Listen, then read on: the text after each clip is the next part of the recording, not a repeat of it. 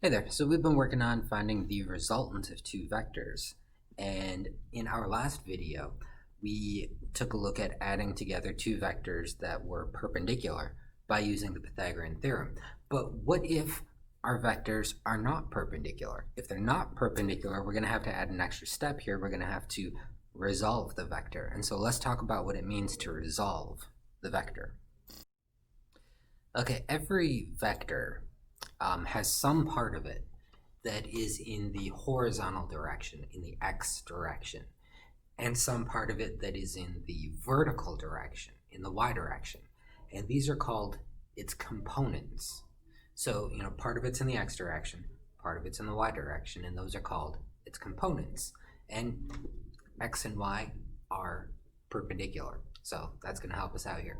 Knowing the magnitude and the direction of the vector, we can break apart the horizontal and the vertical components. And the process of breaking apart the two perpendicular components is called resolving the vector.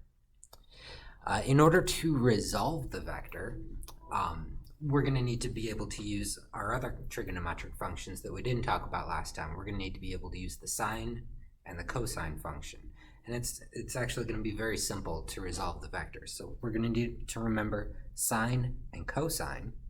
And then in order to resolve the vector, in order to break it apart, we'll do two simple mathematical tricks here, right? In order to find the horizontal component, the x component, what we're going to do is we're going to take the magnitude of the vector and multiply by the cosine of its angle.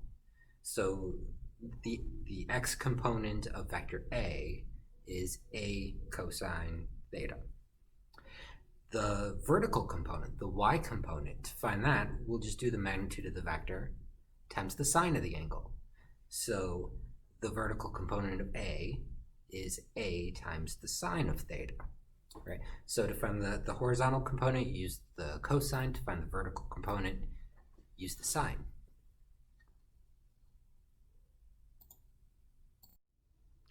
Let's look at a little example here. It says, find the components of the velocity of a helicopter traveling 95 kilometers per hour at an angle of 35 degrees to the ground. Okay. Oftentimes, when you approach a problem, it can be helpful to draw a little picture to help yourself understand what's going on. It's not completely necessary, but you can take a look at the picture right there.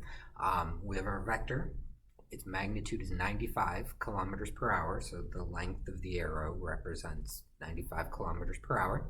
And I'm told it's at an angle of 35 degrees to the ground. So you can see that that angle right there is 35 degrees. And then the horizontal component, you can see, is labeled Vx, and the vertical component is labeled Vy. So this little picture can help us understand what's going on, help us understand what we're going to do here. Okay, to find the horizontal component, like we mentioned just a minute ago, we're going to take the magnitude of that vector and we're going to multiply by the cosine of the angle. So the magnitude of the vector is 95 and the angle is 35 degrees. So I'm going to grab my calculator and I'm going to do 95 times the cosine of 35.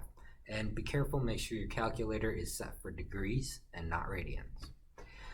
When I type that in there, my calculator tells me that comes out to 78. And keep in mind there we need two significant figures. So maybe it's a long decimal. We're going to round it off to two significant figures. And it's going to have the same units as the original vector had. It's going to be in kilometers per hour. So the horizontal component of that vector is 78 kilometers per hour. Then let's find the vertical component. To find the vertical component of that vector, we're going to do the magnitude of the vector, which was 95, times the sine of its angle, which was 35 degrees. So I'm going to get my calculator. I'm going to do 95 times the sine of 35.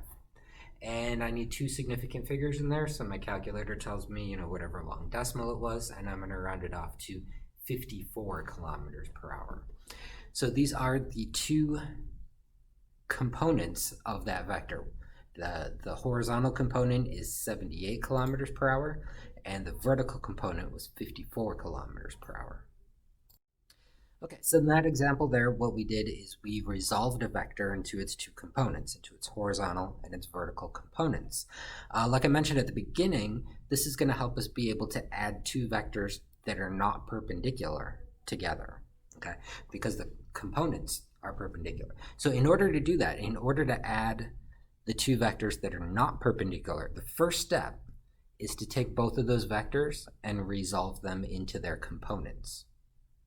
And then you add the components together. So the two horizontal components you add together and the two vertical components you add together.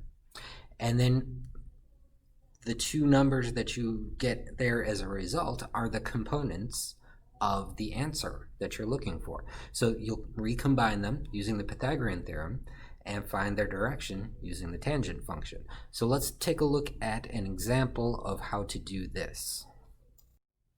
Okay, let's have a little example here of how to add together two vectors that are not perpendicular. Okay, so you can see the example here. It says a hiker walks 27.0 kilometers from her base camp at 35 degrees south of east. The next day she walks 41.0 kilometers in a direction 65 degrees north of east and discovers a forest ranger's tower. Find the magnitude and direction of her resultant displacement between the base camp and the tower. Okay. Well, first thing before I even get into this, I'm going to look at that angle, that first angle that it gave me, 35 degrees south of east, and I'm going to understand that to mean negative 35 degrees. And why is that? Well, east on a coordinate plane is usually represented by the positive x-axis, and if this is south of east, then this is below the positive x-axis. So I'm going to think of this angle as being negative 35 degrees because it's below the axis. Okay. So now the first thing you might do, you might consider drawing a little picture to help you understand where things are and how things are going. So if you look at the picture in the diagram here, you can see the first vector going at an angle of 35 degrees south of east, and it's 27.0 kilometers long. And then starting from the end of that first vector, you get the vector for her second day, where she goes 41.0 kilometers. But this one is at an angle that goes north of east. And you can see in the diagram there that the resultant, which is what we're looking for, is labeled as D. So we'll say D is the resultant of these two vectors. And we're going to go about figuring out how much is D and what angle is it at. Okay. So what I'm going to do first is I'm going to take a look at the two vectors, and I'm going to resolve them into their components, into their horizontal and vertical components. So since the vector, the resultant vector is labeled as D, I'm going to call the horizontal components D with the little x, and the vertical components I'm going to call D with the little y. So these will be our horizontal and our vertical components. And for the first vector, to find the horizontal component, I'm just going to take that 27.0 kilometers and multiply it by the cosine of negative 35 degrees. And that'll give me to two significant figures. That'll give me 22 kilometers. And for the vertical component of that vector, I'm going to take the 27.0 kilometers and I'm going to multiply it by the sine of negative 35 degrees. And that'll give me negative 15 kilometers, so two significant figures, right?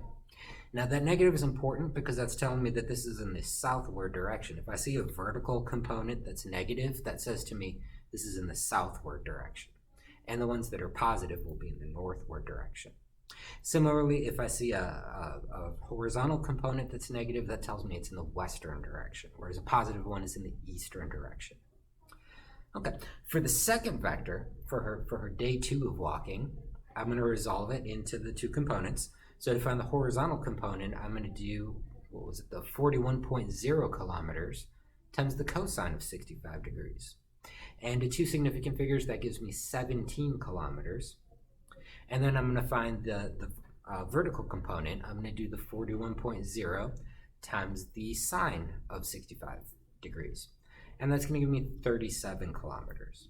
So now you can see up here I have my two vectors resolved into their components. So I have four numbers there. I have two horizontal components and I have two vertical components. And now to add the vectors together, what we're going to do is we're going to add the components together. So to find the horizontal component of the resultant, to find the horizontal component of the answer, what I'm going to do is I'm going to add the two horizontal components together. So that was 22 kilometers and 17 kilometers. So 22 plus 17 gives me 39 kilometers. And this is the horizontal component of our answer. Okay, we're not done yet, but that's the horizontal component of our answer. To find the vertical component, what we're going to do is we're going to add the two vertical components together. So the one of them was negative 15 kilometers, and the other was 37 kilometers. And adding those together, I get 22 kilometers, and that is the vertical component of our answer. So now we have the components of our answer. We don't have our answer yet, but we have the components of our answer. So what we're going to do is we're going to take those two components and we're going to put them into the Pythagorean theorem, and we're going to find the magnitude of our resultant here. So we're going to take those components and put them into the Pythagorean theorem and find the magnitude of our resultant. So 39 and 22, these are the two legs of a triangle, and we're looking for the hypotenuse. So d squared equals 39 squared plus 22 squared. And if you work that out and you figure out how much that comes out to 45 kilometers.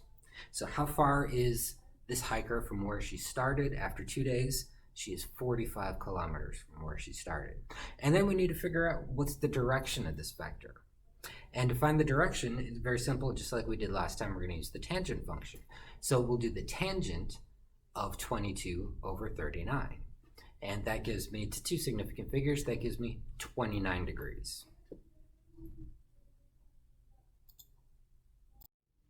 Okay, so that's how you're going to add together two vectors that are not perpendicular. So hopefully that helps us find the resultant of two vectors. Next time, we'll go ahead and we'll actually talk about projectile motion. So until then, take it easy.